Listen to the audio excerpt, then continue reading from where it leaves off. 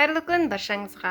Дәмі өте керемет болып шығатын балықтан цезарь салатын дайындаймыз. Ол үшін ең алдымен бізге ұн, бір жұмыртқа, панировочный сухари және судак балығының щечки дейміз ғой, сол қажет болады.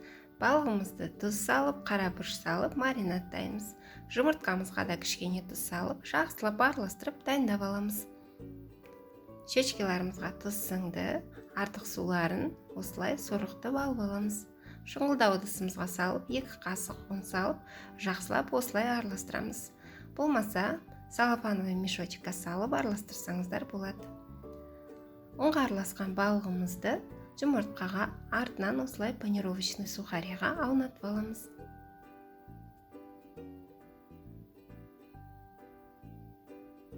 Қалғандарында дәл осы видеодағыдай жақсылап бірінші жұмыртқаға, артынан осындай панировочный сухариға аунатып дайындап аламыз.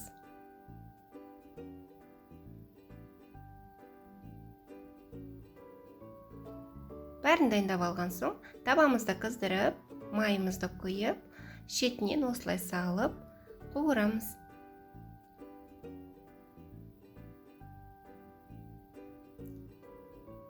Екінші жағын бәрін аударып, осылай қуырып, қағаз майлығымызға түсіріп аламыз. Сіздер көп көлемде жасайтын болсаңыздар, қалғандарында дәл осылай қуырып алсаңыздар болады. Ендігі кезекте қатты ірімшігімізді осылай 4 бұрыш қылып, артынан 3 бұрыш қылып 2-ге бөлеміз. Қалғанын осындай ұсақ теркадан өткізіп аламыз. Және де бізге бөдененің жұмыртқасы қажет болады. Суға пісіріп, аршып, осылай ортасынан бөліп дайындап аламыз. Дөңгелек кішірек қызанақтарымызды жуып тазалап, осылай бөліп дайындап аламыз.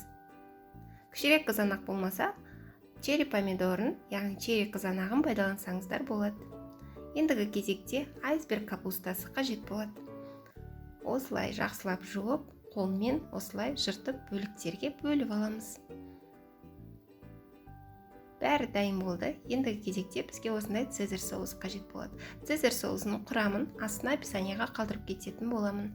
Болмаса сіздер дайын цезарь соусын пайдалансаңыздар болады. Сақталған ірімшігімізді, пысанағымыздың жартысын салып, жақсылап араластырамыз. Қалған жартысын артынан соусына сәл араластырып, бетін әдемілейтін боламыз. Дайын болған салатымызды ыдысымызға салып алып, бетіне балығымызды және кириешкемізді саламыз. Осындай дайын кириешке сатылады. Дайындап көруге кеңес беремін. Балаларыңызға, жанұяңызға міндетті түрде ұнайтын салат. Менің арнамда бұдан да басқа күнделікті және мерекелік дастарханға арналған салаттардың рецептері бар. Рецептерді жіберіп алмас үшін тіркеліп, қоңырауды басып қойыңыздар. Алда шығатын рецептерден сіздерге хабарлама келіп тұратын болады. Рецептерім ұнаса, бөлісіп, лүпіл басып, пікір қалдырсаңыздар өте қуанышты боламын. Сау болыңыздар.